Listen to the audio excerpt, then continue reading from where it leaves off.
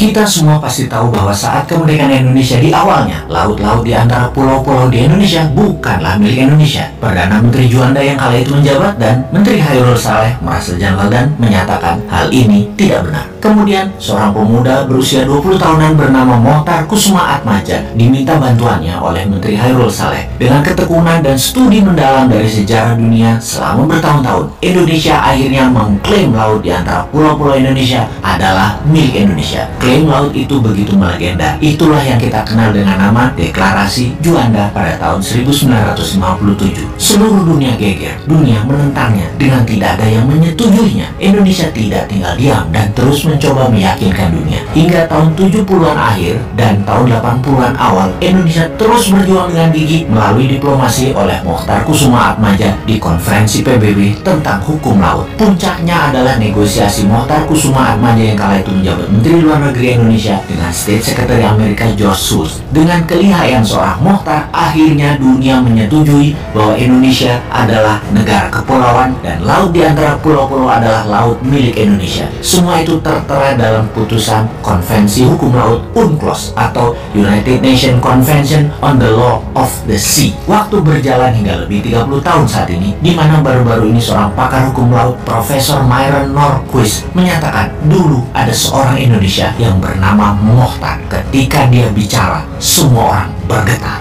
Salut dan respek kita untuk pahlawan maritim Indonesia, Bapak Mohtar Kusuma Atmaja. Kemudian kita harus bagaimana? Ketika nanti Newman mendapat mandat, perjuangan Pak Mohtar Kusuma Atmaja akan kita lanjutkan dengan lobi tingkat dunia. Deklarasi Juanda dilanjutkan dengan deklarasi Daulat Maritim, di mana seluruh kapal, baik komersial, kapal pribadi maupun militer yang melewati laut di tengah pulau-pulau Indonesia, terutama kapal niaga, harus bayar asuransi. Asuransi senilai 0,5% dari nilai barang yang diangkut. Ketika telah membayar pajak, ada bendera dinaikkan di ujung tiang kapal tersebut, semacam matra yang artinya sudah taat bayar cukai asuransi Indonesia. Dunia akan marah, ya iyalah, tapi kita harus bisa bagi-bagi permen. Kita harus pandai berbagi. Singapura dan Malaysia misalnya dapat 5-10%. Amerika dan Tiongkok dapat 10-20%. Indonesia ya tetap dapat 60-70%. Inilah misi Indonesia baru yang akan membuat Indonesia berdaulat. Semua itu berbeda dengan yang menjabat saat ini. Konsep bernegara yang tidak bergantung uang asing seperti yang dikerjakan pejabat penuh prestasi yang katanya adalah pejabat satu-satunya yang paling pintar urusan keuangan, yang